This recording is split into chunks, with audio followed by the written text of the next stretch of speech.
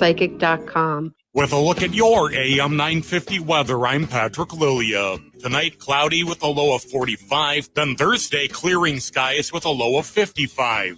Spring has arrived, and it's time to take a good look at your lawn. If there are brown spots or bare patches, Natural Lawn can help. Natural Lawn takes an organic approach that's safe for both people and pets. Don't wait for summer and contact Natural Lawn today. Go to naturallawn.com. Portions of the following program may be pre-recorded. The views expressed and the opinions given by the individual host, guest, random reptoid, or chupacabra may not necessarily reflect those of AM 950 Radio, its affiliates, or its sponsors. Now, it's time to step into the unknown.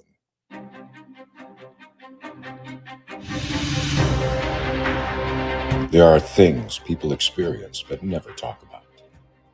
A shadow moving in the corner, flickering of the lights, a disembodied voice.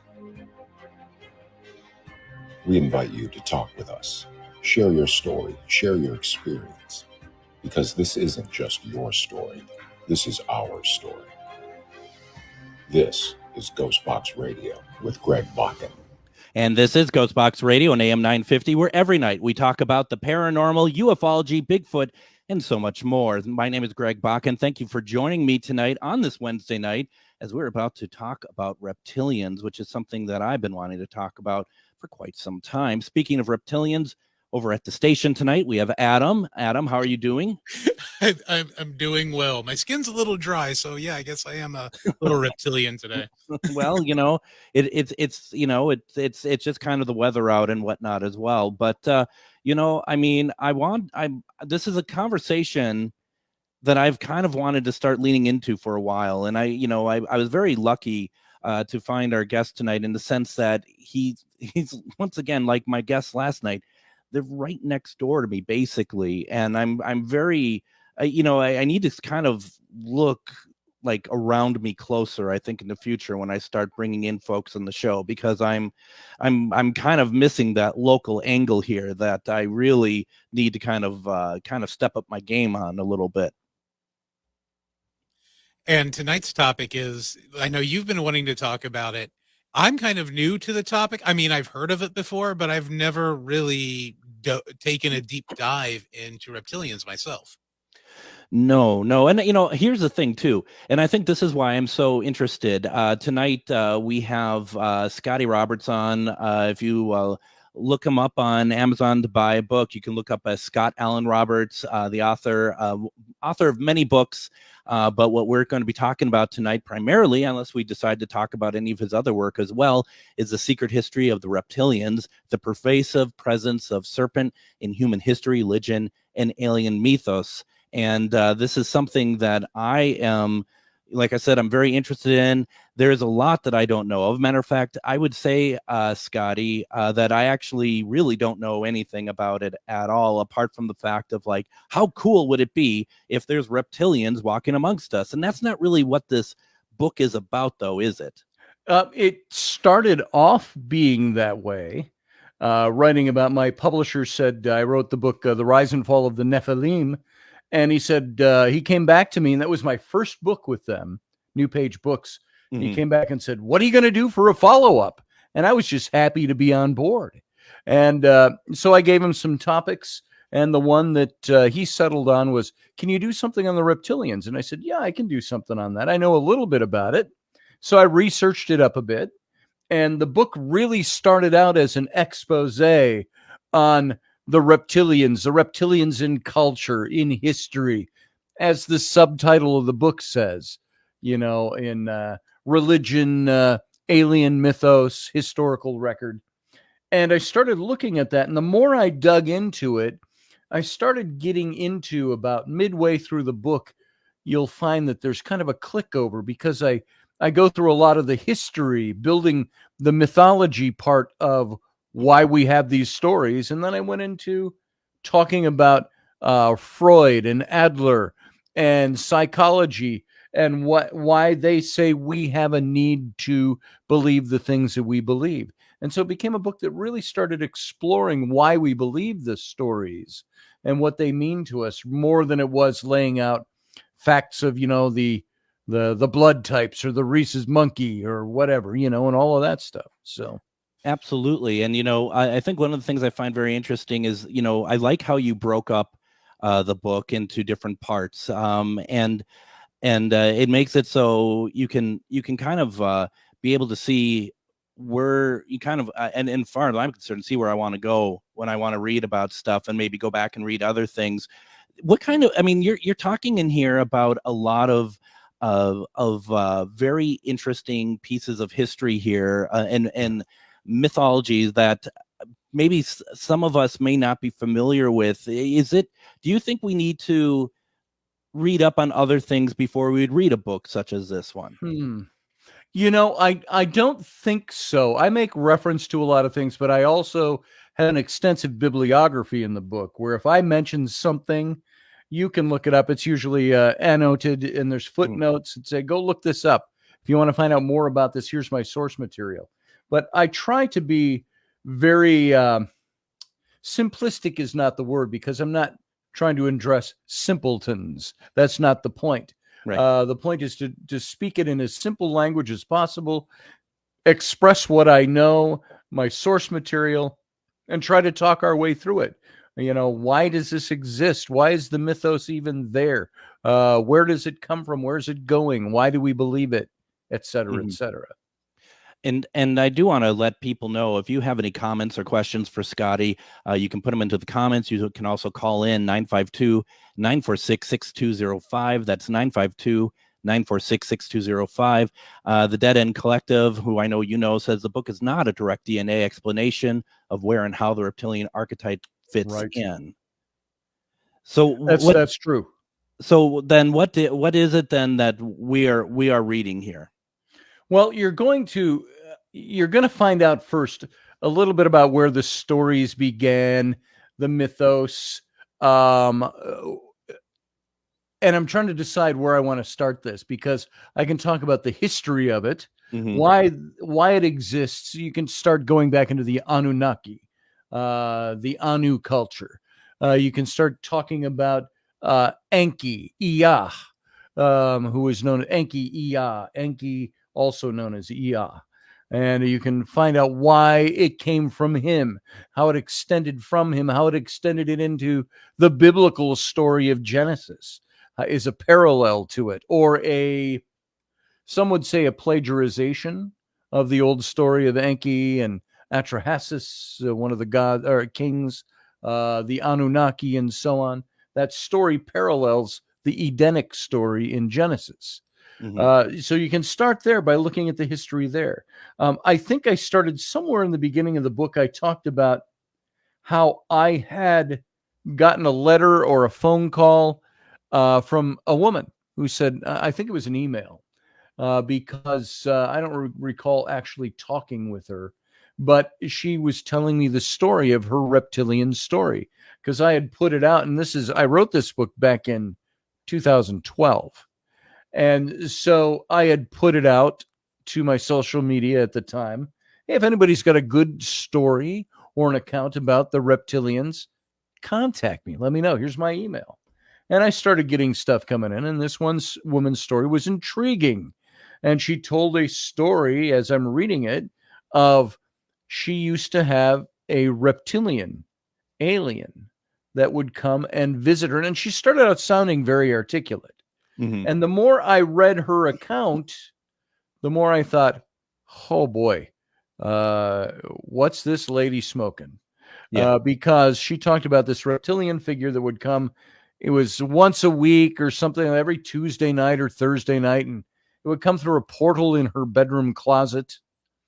And then she talked about how he would talk with her. And then she started talking about the scent of his skin. He was like cardboard, the smell of fresh cardboard. You snap it and you can smell that, but mixed with cinnamon a bit and spice and all of this, and how that the texture of his skin, the scales were smooth. It was like silk. It wasn't scaly. And so she started talking, and then she got into, the sex. There was sex. And that's where I didn't really pursue her story too far. But I said, this is a lot of what I started finding out there, were stories like this of people who have this, and this is what I address this later in the book, why people seem to have this need to have something like this happen to them, be it ghosts, be it like the woman in the news in the last few years who married a ghost. Right. It's like people have these. Now, does she really experience the ghost? Did this woman really experience a reptilian? I can't say yes or no for sure. But our innate reaction as humans is to go, what a bunch of B is in B, S is in S. This is a woman who obviously is very needy, has to create this story, and maybe she really believes it. Or perchance, maybe it happened exactly as she said. And this is the thing with wildly strange or weird stories. We believe the things that we choose to believe. In my own show, I've been going through a series on an examination of the biblical King David, not from a Bible standpoint, but from an historical standpoint. And I subtitled it, The Real Life Story of an Invented Hero. And it's sometimes we believe the things we want to believe because they bolster what we need to believe. But then again, maybe sometimes it's exactly what we have believed all along, even though we want to try to pull it apart. So that's where, for me, the beginning of this book came from, was examining, all right, where did this legend start or this mythos start? What was the source point? Why do people believe it? It's interesting because it's like sometimes you feel like if something is too good to be true, sometimes it can be, though. Exactly. And I think that's what throws us off our game a little bit as well. Kind of not delving into the book exactly yet, but Kyle had a question and he's just like, I'm deathly afraid of snakes and really not much else. Why are so many people so disturbed by snakes more than really any other groups in nature? Additionally, those of us that feel that way for no obvious reason, is this our subconscious that knows or remembers something? Basically, he's pointing to like race memory or something like that. What are your thoughts on that? Because I want to kind of have a follow up to that. Kyle, I'm right with you there. I asked the question, and I asked that same question somewhere along in the book. I couldn't tell you where exactly in the book it is, because it's been a long time since I've read it myself. But I asked that question, the fear of snakes that we have, that there is an innate fear of them. Is it because we are products of evolution? And in lower forms of primate species were we, afraid of the predators, snakes being one of them. Is that it? I'm afraid of snakes, but I'm also afraid of lions. If I'm out in the wild, I'm afraid of bears. I think they look cool and cuddly and furry and would look great flattened out in front of my fireplace. But I don't want to encounter one. So we have these fear of things. The reptilian connection to that, I think that there is a distinct possibility that there is something with the reptilian factor that links to something in our subconscious, perhaps a genetic subconscious. But these are the things, when we start talking about this, Kyle, these are the things where we have to start speculating, because we have absolutely no idea if that's what's true or not. We can ask the same questions about God or religion. Why are certain religious people afraid of hell? Because they've been taught that there is something there, and it's in their subconscious. They can say, somebody might come on here and say, well, that's because hell's a real place, and so on. But that's their belief system. So do we have belief systems that are established on something that is fact, or do we have belief systems that are established on stories that we've chosen to believe? And that's my job as kind of a historian and a writer of weird stuff like this, is to look in the etiology and the etymology of why these stories exist. How did the humans start believing that the god of the mountains sent the thunder? Why did they start believing that? What is the etiology? That's an etiology. So why do we believe that there were reptilians and a race of reptilians? And I will say at this point, there is a place where I went online when I first started writing this book, And I even mentioned it in the books. I said, right now, as I'm writing this, I'm going to stop writing this paragraph and I'm going to go Google alien reptilians or reptilian aliens. And then I came back and then the next sentence I said, okay, now I've Googled that. Here's what I found. And the first top 10 that came up on Google as results were every single one of them was the same exact story of the origins of the reptilians in human history, or a definition of reptilian aliens, word for word. Some of them barely changed, so they were all plagiarizing each other. The problem was none of them had a source point or source material. None of them stated a source material. You could take some of this back to Zecharia Sitchin talking about reptilians and the Anunnaki. But there was no source point. So I found that was almost a useless effort, was looking up, just trying to Google, our Library of Alexandria, our digital Library of Alexandria is the internet. Yep. And you Google something and you come up with the top 10 having the same identical thing and all different websites not connected to each other. They all copied that from somewhere and probably all believe that that's the way it is. Try it. Try that experiment yourself. Type that in. Absolutely. Come up with. Absolutely. I got a question. I have some showing up here in the comments, but I think what I'd like to do first, why don't we take our first break? When we come back, we got some more questions for author Scotty Roberts. We are talking about the secret history of the reptilians and anything you want to talk about in that realm. Or if you have been reading his books and you have questions about anything else he's written about, you're more than welcome to bring that into the conversation as well. You're listening to Ghostbox Radio on AM 950.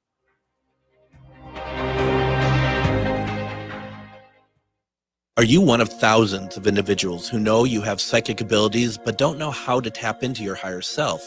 Refined Divine is an extremely gifted psychic medium who offers classes that can help you reach your goals. Refined Divine holds classes Monday and Thursday at her 2 locations and via Zoom. Classes consist of manifestation, learning psychic abilities, shadow work, and healing trauma. Refined Divine has helped thousands, and she can help you. This is Psychic Medium Deb. You can go to refineddivinepsychic.com. Did you know that spiritual awakening is not all love and light? Surprise! Inner demons, ego deaths, and tower moments are on the horizon. But while life might hand you some harsh lessons, we've got the antidote to soothe your weary soul. Why not try a dragon's blood bath or schedule a Reiki aura repair? With books, herbs, talismans, candles, and more, we put the Shazam in shadow work. Visit Magus Books at 1848 Central Avenue Northeast in Minneapolis or magusbooks.com. Greg Bakken here. Like you, I love good, fresh, delicious food. So I want to tell you about this treasure in Roseville called Maverick's Real Roast Beef. Maverick's has the best roast beef sandwiches I've ever had. Made fresh, every order. Add fries or onion rings dropped in the fryer when ordered, and you have a winning combination. Maverick's Real Roast Beef has a lot more than roast beef, so check out their website, mavericksbeef.com, or check out their restaurant on Lexington in Roseville. If you own a holistic or metaphysical business and are looking to expand, then you need to be listed on metamorphosisconnections.com. It's a network where you can grow with like-minded practitioners and reach new clients. Metamorphosisconnections.com is an online directory you need to list yourself and your business. Our platform makes it easy for you to create listings of your products and services, and you can also choose to list your classes, events, and so much more. Metamorphosisconnections.com helps you create weekly and monthly promotional ads targeted towards your potential clients and promotes them for you via social media and newsletter. There are clients searching for your specialty right now. Let us help them find you. Start your listing today so you can share your own unique gifts and talents by finding the level of membership that best fits your needs. Let us help you reach your clients that are searching for what you do. Visit metamorphosisconnections.com and sign up today. And welcome back to Ghostbox Radio on AM 950. My name is Greg Bakken. Thank you very much for joining us tonight. Tonight we are talking about the secret history of the reptilians. This is a book written by Scotty Roberts. You can find And his published name is Scott Allen Roberts. If you look on Amazon to get your copy, and please make sure that you do. The book, once again, is called The Secret History of the Reptilians, the Pervasive Presence of the Serpent in Human History, Religion, and Alien Mythos. And Scotty, the question I wanted to kind of piggyback off of what Kyle said, and if you are just tuning in, folks, Kyle had asked the question in the last segment, basically about is there something that's embedded within us genetically for those of us who have this fear of snakes and maybe other reptiles in particular, maybe has something to do with history or whatnot. But I also feel like reptiles in general have been a prior in history itself. I mean, I'm looking at Genesis, and I'm looking at the original story of Adam and Eve, which for so many people that's that is, whether it's too mainstream or not, that is like the first step of history for a lot of people. The snake is what makes it's a reptilian story. It is a reptilian story. Yeah. Absolutely. So yeah, and it's a story that mimics in most of its details, even though the names are all different, the story of the Anunnaki and their involvement in the lives of humans. In the much older story than Genesis. Genesis would have been, if it was written by Moses, as I believe it was, there's no reason to believe that Moses didn't exist. Mm-hmm. That would have been around the 1400s, early 1400s BCE. The very end of the 15th century, we'll call it. And the Anunnaki story took place 1500 years before that, where you're talking in Mesopotamia, the Sumerians. They had their god cast, the Anunnaki. And there is a story from the old cuneiform texts called The Tale of Atrahasis, who was the human king of the city of Eridu, which is a city that really we can pinpoint where it is still today, in the backwaters of the Euphrates River. And he was a human king that his patron god and the god of their city of Eridu was Enki. And Enki was the brother god that Enlil, the chief god, conscripted him to create humanity, which Enki did. And then further down the line, and by the way, in the story, here's where you'll start seeing comparison already to Genesis. It says, Enlil, the chief god, says, create man to do our work for us. We need men to dig our canals, mine our resources, till our gardens or our crops, and do our work for us. So Enki makes humankind. And then humankind starts questioning. And the king makes an appeal to his god, Enki. And you read this, and it reads just like a text out of the Old Testament. Mm-hmm. And Atrahasis prays to Enki, known as Ea, and he says, bend your ear to your servant Atrahasis, and hear our plight, O Lord, and deliver us from bondage to the gods, the Anunnaki. And it says that Enki heard his cry, came down, and he and his followers, they helped the humans fight against the Anunnaki and win their freedom. And for this, Enki is cast by Enlil into the subterranean caverns of the earth to dwell forever, or the hell of the earth. And Enki actually didn't come down. He came up out of the great Abzu. When he was called up, he lived in the underground sea. And the Abzu was a place where he dwelt, and it was called the Sea of Serpents. Mm-hmm. The Marsh of Serpents, the Serpent's Marsh. I don't know if you've ever heard this before. No. But I write about this in the book where, according to the cuneiform texts, Enki, Ea, dwelt in the Abzu, the great underground sea, and he would come up and boat with his boatmen through the Serpent's Marsh, which was known as Enki Ea. It was known as Ea's Den. Or if you water that down, you've got Ea Den or Eden. And so you've got Enki in Eden. And Enki, whenever you see symbols of him, he's holding two snakes. And So there's the reptilian connection. Yeah. And he comes and he aids the humans in learning the forbidden knowledge of the gods. And by gaining this knowledge, humans have elevated themselves and they break free of the bondage of the gods. And Enki Ea, of course, is punished for this. Now, in the Eden story, what do you have? You've got 1,500 years later, I think the migration of people from the Euphrates River Valley to what is now known as the Canaanite region. The Romans renamed it Palestine. We know it as the Palestinian region. That's not a country. That was a name it was given by the Romans. Mhm. And but in Canaan, they migrated down there, and they took the name, the chief god, Enlil, Elil. They changed it. That became, in the Hebrew tongue, it became El, was the name for God. Where you get Elohim, El Shaddai, El Elyon, the name of God was El. And then you've got also the name Enki, or Ea, which came out. Ea is the base word for Yahweh, which is in the Hebrew tongue Jehovah. And so what you've got are these two gods. You've got El, who is Elohim, and Ea, who is Yahweh or Jehovah. And these are the gods there. And what does it say in the biblical text? Elohim created man out of the dust of the ground, and he placed him in a garden. And the command was to till the garden and keep it for him. What did the Anunnaki have the humans doing? Digging their their canals, tilling their land, and all of this. But they were slaves to the Anunnaki. What happens in the Genesis story? The serpent character comes and, according to the scripture, tempts Eve, seduces Eve.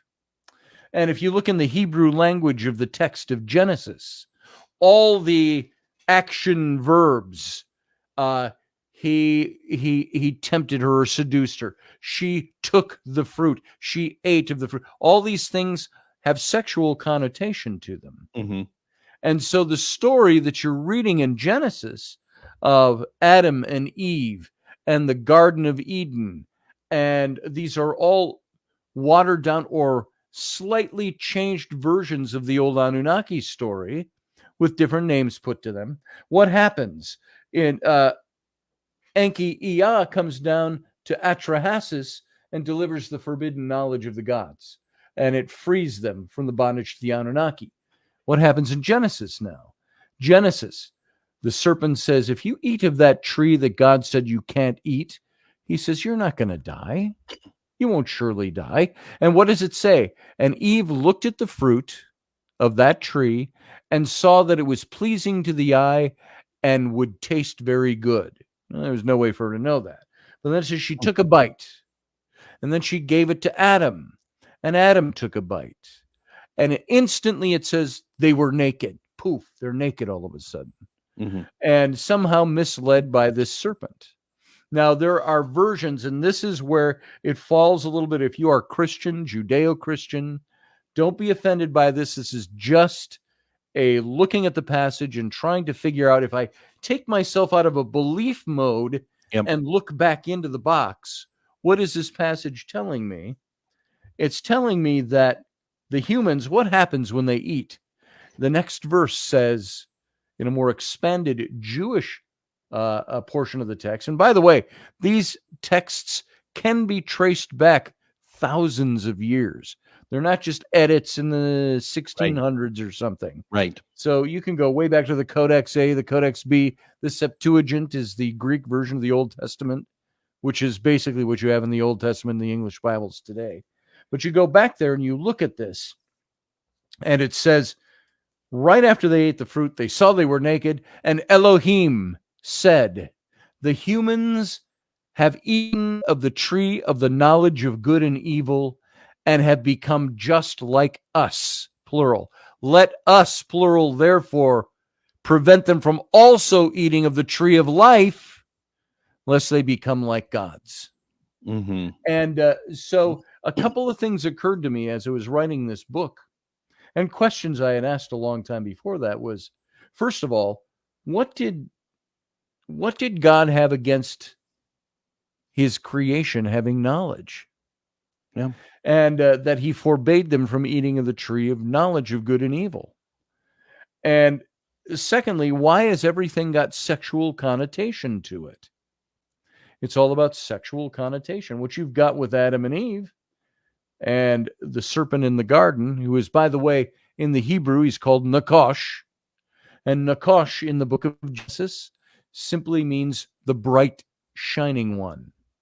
And you find him later in the Old Testament when Moses, the people are sick, they're being bitten by serpents. Moses creates a brass serpent, raises it on a pole, and whoever looks at that serpent would be healed. This is what God tells him to do. First of all, God sent the serpents because I'm so pissed off at these people, I'm going to send serpents to bite them. And they'll all die. And they start dying. They plead to Moses. So God says, so now raise a bronze serpent on a pole, and if anybody looks at me. So God creates the thing that makes them die and is making them sick, but then also creates the thing by which they can be healed. And that bronze serpent is called the Nakoshte. It's a variation of the name Nakosh in the Old Testament, which doesn't equate to serpent at all. That connotation was given 1,000 years later, which is interesting. So you see the comparisons between the Anunnaki story and the Genesis story. And so you have to ask the question, which came first and which is the right story? Or are they both just versions of a prototype story, of an original story somewhere that we don't know what the actual original story is? Well, and I had wondered. Very interesting. I'm sorry to interrupt. I was just wondering. I was wondering that myself, because it's like, we know through history things get changed by word of mouth going down the line or whatnot. But if that was the case? If you could say that's the case between the Anunnaki story and the Genesis story, we wouldn't necessarily have the Anunnaki story then, would we? I mean, you know what I mean? Where they both kind of exist pretty clear. They exist hand in hand, but one came before the other. Yeah, if you went by who came first, seniority, it's the Anunnaki story. Right, exactly. The Canaanite peoples changed the Anunnaki story to fit their stories. So were Adam and Eve the real characters? We do know that Elohim comes from the name El. We know that Jehovah comes from the name Enki-Iyah. And so that they borrowed those names, or were those the same names and they just gave them the other characters different names? It's an etiology. It's an explanation of why things are the way they are. And by the way, I saw Joshua Dixon in your chat room says, I don't believe in organized religion. Well, neither do I. That doesn't mean the object of organized religion is wrong or false or non-existent. I have as much problem with somebody who says the Bible is all myth and therefore shouldn't be listened to or read or anything or believed, as I do with people who oversimplify it and say it's all true exactly how it's written. Yeah. So I think we have to use our common sense. We have to use maybe it's our uncommon sense. Because it's not what everybody really believes. But you have to look at these things and start thinking about them, and then look at history and see how history fits in. Look at anthropology. And I've always said about any text, the only way to understand an ancient text is to put yourself in the place of the author who was writing it, in the times he was writing it, who was his audience at the time he was writing it. Most of these texts weren't written for the ages. They were written for the people around them. And so what would those people have understood? And why does that story exist in the first place? And it had nothing to do with what we think we believe. Well, and I agree. I mean, I think that's kind of the first thing when I do see Joshua say that I don't believe in organized religion. I don't put those stories as part of that, because that, to me, in my mind, from what I think what we consider as organized religion today, that's after the fact of these stories of this history too. Yes. So I guess I would agree with you that this is something that, there's a history to it, that it shouldn't be just kind of like blindly washed out either, Right. because I there's agree. something to be learned from it. Yes. So I'm just trying to see here real fast, because there was a Yeah. couple things here in the comments. Let's see here, getting back a little bit to reptilians in general. Emily had said many of the stories I've come across tend to paint a picture, if I could read, a picture of malevolent race when it comes to the reptilian race. What has your research led you to? Okay. I can tell you specifically on that first of all, you can find no evidence whatsoever, just like for portions of faith stories in the Bible, you can find no proof that a reptilian race ever existed. Mm-hmm. You can find no proof that there were good guys and bad guy reptilians. One of the stories, and something you're referring to, Crunchy Soap, is that there some of the stories say that there was a terrestrial race of reptilians and an extraterrestrial race of reptilians, and that they came down, they fought with the terrestrial race, they won, and that they are still here, and that they're the ones that are governing affairs behind the scene. You know the old stories. Queen Elizabeth is a zipper human suit that she puts on over her reptilian form. Not anymore. Not anymore. Yeah, she's dead now. But what I find really interesting about that is when I wrote about the Nephilim, I went into the book of Enoch. And Enoch, if you have not read it, it's not part of the canonized scripture that you'll find in a regular Bible. But if you get a Catholic Bible, they put it in the apocryphal books. The apocryphal books were the books that all these bishops back in the 300s to 400s, 500s decided needed to be as the canon of scripture. That's how we ended up with the Bible we have. And there were certain books. The mandate that was given by Constantine at the time was, I don't care what you end up with. He says, it just better damn well be unanimous. Mm-hmm. He says, you need to have unanimous decisions. And if there's something they couldn't come up with on particular books that were written, they threw them out if they couldn't be unanimous. But there were some that were so questioned and so close that they set them aside in the apocryphal books, so to speak. And so Enoch is one of those books. And Enoch is vastly quoted in the Old Testament. Some people say, well, Enoch, it was written in the 400s. Well, no, I think it was rewritten in the 400s. It was like the Septuagint. All we have of the Old Testament today is the result of a document called the Septuagint, or the Septuagint. It was the 72 rabbis who, after Israel had been sacked by Babylon, taken captive, hauled away from Israel, and finally the king released them all. You can all go back home now. They go back to Israel, they rebuild the temple, and they send 72 rabbis to the Library of Alexandria. And it's one of Alexander the Great's descendants or generals is Ptolemy II of Egypt. He's the Pharaoh of Egypt, Greek Pharaoh of Egypt.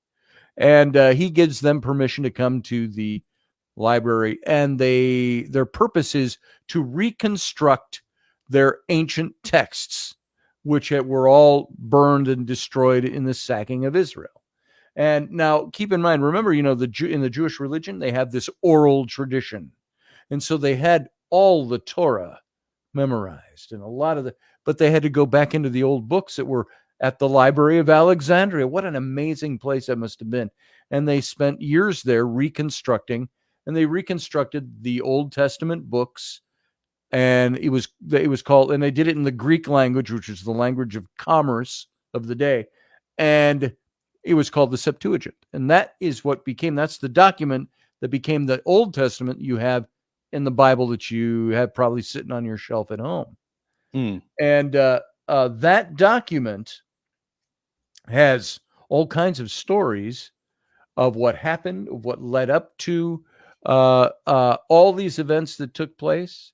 It's got their versions of these events. And there was probably a specific question in there you asked that in my explanation of the Septuagint, I lost the original question in my head. That's quite all right, because we're talking about every time reptiles are like that, everything that Emily had come across, reptiles are malevolent. Yes. So why don't we do this real fast, Scotty? I want to fit in a break here real fast, okay. And then we'll come back. We'll finish up the show, whatever. We'll answer the question and get to some of the other ones here. We got a big show going. This is a lot of fun. We'll be back more with Scotty Roberts. You're listening to Ghostbox Radio on AM 950. Reach your highest level of consciousness and well-being with MetamorphosisConnections.com. MetamorphosisConnections.com is an online directory of the best holistic and metaphysical practitioners to help you make your most informed choices. You can search MetamorphosisConnections.com for classes, events, wellness and life coaches, plus metaphysical products and shops. You can also search for a wide array of healers from all modalities, including EFT, sound healing, energy healing, light therapy, ancestral healing, shamanic healing, reflexology, past life regressions, hypnotherapy, yoga, and more. And if you're not sure where to start, the search feature on MetamorphosisConnections.com is tailored to help both those who know what they are looking for and those who are just starting. Come explore the possibilities for your higher self by visiting MetamorphosisConnections.com. Their experienced practitioners can guide both beginners and those that are already on their spiritual journey. That's MetamorphosisConnection.com, your link to direct you on your spiritual transformation. Have you ever met someone who not only can help you on a deep spiritual level, but also potentially change your life? Refined Divine is an extremely gifted psychic medium who travels the nation and lives right here in the Midwest. And she offers mediumship, mentorship, house and business parties, energy healing, palm readings, and so much more.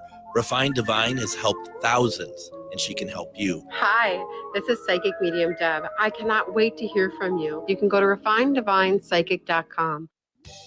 The Tilted Tiki, located in downtown Stillwater, helps you get your tropical tiki vibe on with a large selection of fantastic tasting tiki cocktails served in unique and fun glasses, a menu of delicious food ranging from small bites, craft tacos, sandwiches, and more. Plus, don't forget they have live music Wednesday through Saturday nights. Located in downtown Stillwater, the Tilted Tiki is your tropical relaxation restaurant in Minnesota. Visit thetiltedtiki.com. Greg Bakken here.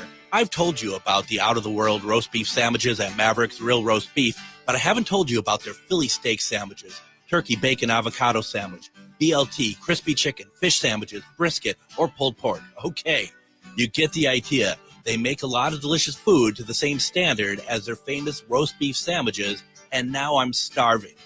I'm going to go to Maverick's Real Roast Beef off Lexington and Roseville, and you need to go too. Check out their menu at mavericksbeef.com.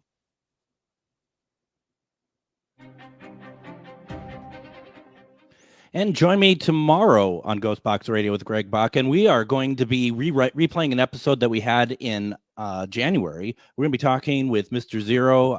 He is all about pop culture and stuff. And when we talk to him, I don't think you could get further from the conversation that we're having tonight. We're talking about not reptiles, but we're talking about monkeys. In fact, the monkeys, as Mr. Zero had spent a considerable amount of time with a couple of the monkeys. And we just kind of took a break from the paranormal that night, and we talked a lot of pop culture. It's very interesting. Mr. Zero's is actually right next door to Maverick. So definitely give that a shot if you're able to tomorrow night. And then, of course, I'll be doing Myth or Mystery tomorrow here on Ghostbox Radio with Greg Bakken's Facebook page. And we will, as always, take a look at some videos that everyone can vote on, whether they believe is myth, mystery, or unknown. So we are talking with Scotty Roberts tonight. We're talking about his book, The Secret History of the Reptilians, the pervasive presence of the serpent in human history, religion, and alien mythos. And it's just really interesting because we kind of been talking also just about the imagery of reptiles in history, Yes. and what they mean. And I think what's really interesting about that too is, like, I just think about, you spent the last 45 minutes having these very deep, strong conversations of history that are so well articulated. So forgive me when I say this. I go back to the sci-fi series V, where they rip off their faces and they're all reptiles. That's right. And I know you're just like, you have just taken everything I just said for last hour and just diminished it. But you It know, all I mean, boils down to V. it all boils down to V, because that's, I mean, everyone seems to have something against reptiles. Like, we look at reptiles, I mean, we look at reptiles as actually very frightening, I think, because I think you and Kyle were really on something earlier in the program. Well, especially the Gorn from the original Star Trek series. That too, yes. Yeah, that was terrifying, that costume. But even that proves the point that in fiction, reptilians are used to represent the nefarious, the evil, the dastardly, the scary, the frightening. And what is I don't know what that was. I knocked something over. Sorry for the odd sound. Paranormal. But all through history, we've got all these different types of reptilians that we see. We see it in the Chinese dragon. We see it in Quetzalcoatl of the Mesoamerican cultures. The winged serpent. We see, and by the way, the both being kind of happy creatures. The Chinese dragon, that reptilian figure, is not a frightening character. He's meant to be terrifying to the things that would be against us. Yes. He was for fertility and happy crops and happy life and all of this. And so the reptilian, you see the reptilian factor all through history. And then you see it in the mythos that we have, the alien mythos. This is where V comes in, and things like that, is that we have these alien reptilians that supposedly have taken us over, and they're working the world behind the scenes, which is why I kind of lapsed into when I was talking about the book of Enoch. Yeah. Enoch, when I wrote about the Nephilim, Enoch, I had people asking me questions about the Nephilim. Well, what about evil spirits and things like that? Is this part of that whole reptilian factor, that evil factor that's behind humanity?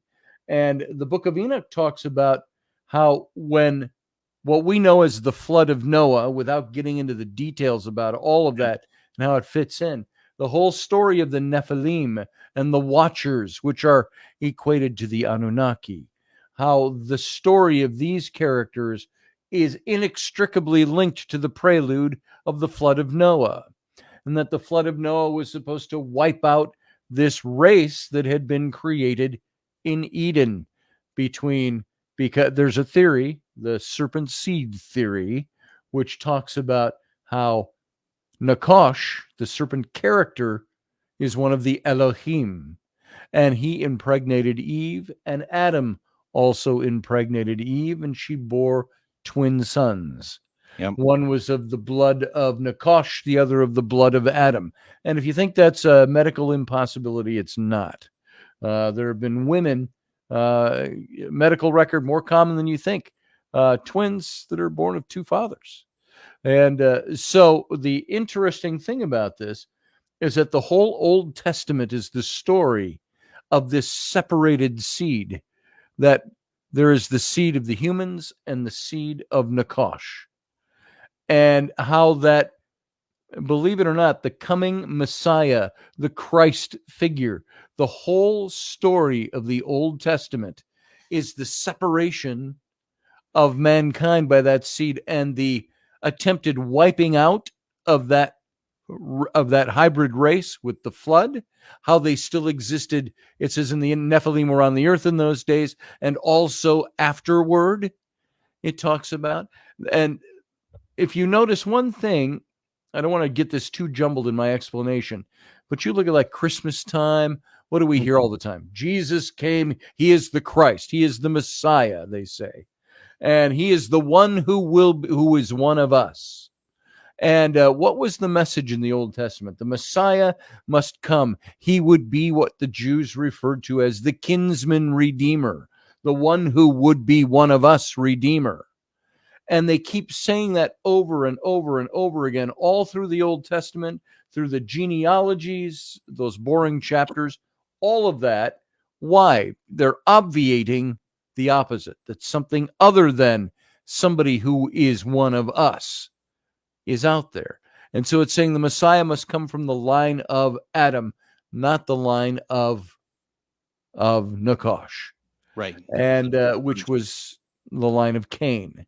Yes. And so you've got the destruction, but then it says the destruction didn't take place, and it says that all those spirits that were killed during the flood will be forever on earth, the evil spirits that haunt and torment mankind on this planet. Now, that's what the Book of Enoch says. So is that the reptilians fit into that same story, the same type of being that operates from behind the scenes.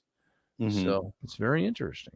It is very interesting, and I mean that's the thing about it is like it's and I think what your book is doing, which I think, you know, once again, folks, please go and buy the book, because as you can see, just in our conversation, The Secret History of Reptilians, you're getting a larger history lesson here. You know, Yeah. you're getting something that might actually help put some pieces in place for a lot of different things that you may have always wondered about, unless people took, which so be it if they did, took it all at face value. If they're like looking at scripture, like, you know, Bible scripture or anything like that, you know. Yes. Very interesting. Let's see here. Just seeing here when we were talking about the Queen Elizabeth being a reptilian. Yeah. Emily says that she didn't die; she just returned home. So There's that. I mean, there is that. Well, she's like Doctor Who, and she morphed into somebody else. She regenerated, Regenerated. and she is actually now King Charles. That makes no sense, actually, when I say that out loud. That's embarrassing. Well, you know what is also interesting about all of that is that the Anunnaki, it says that the Anunnaki was the tribe of the Danu or the Anu, and that they went from north of Israel, northern Mesopotamia, and migrated east or west over to and ended up as the great European royal families are rooted in the Anunnaki.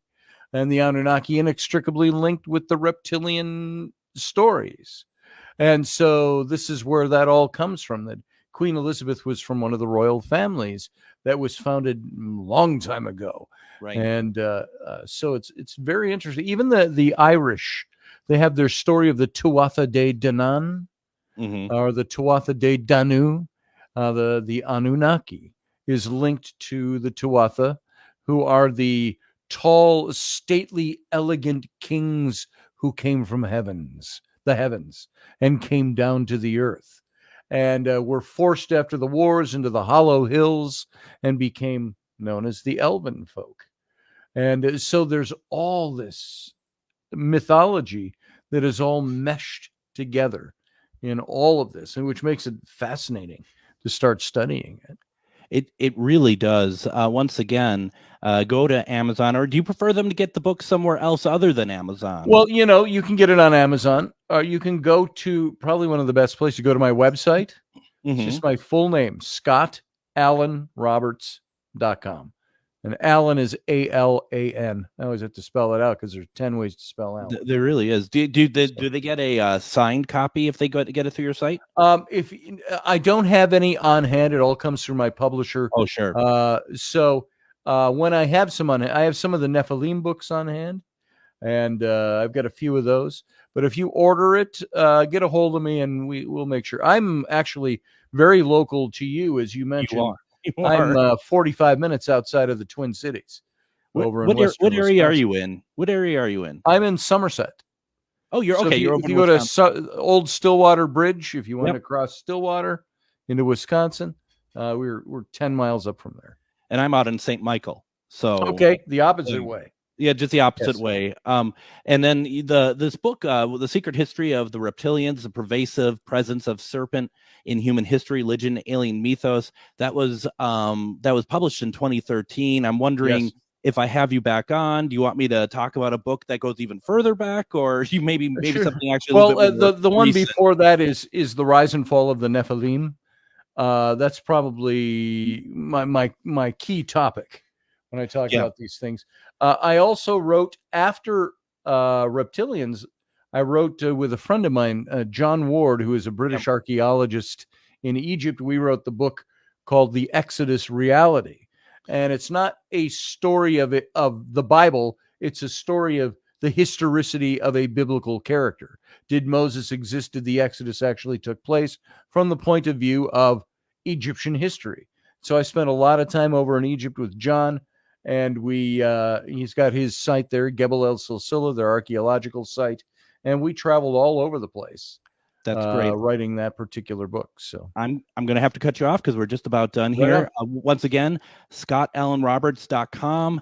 Go get the book. See what else Scotty Roberts has written. Scotty, thank you so much. This was fantastic. Thanks for having me. It was fun. I hope to have you on again. I'd really like that. Be fun. All right, everyone. We'll see you tomorrow. Take care. Join me, Tom Hartman, where smart people get their news. The Tom Hartman